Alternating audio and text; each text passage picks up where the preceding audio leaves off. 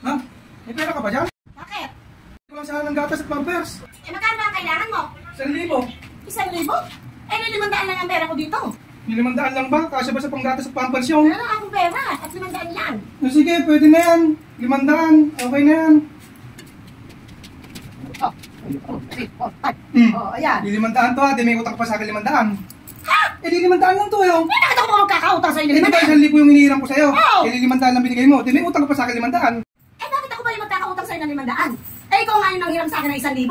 Di ba nga, humihiram ako sa'yo ng 1,000. 500 lang yung binigay mo. Eh di may utang ka pa sa akin ng 500. Eh, paano kung magkakautang nga sa'yo ng 500? Eh 500 lang yung binigay mo eh. Nanghiram ka sa akin ng 1,000. Ala akong 1,000, 500 ang pera ko. Pinaraman kita ng 500. Tapos ako pa magkakautang sa'yo ng 500. Ganito kasi mama yun. Di ba 1,000 yung hinihiram ko sa'yo?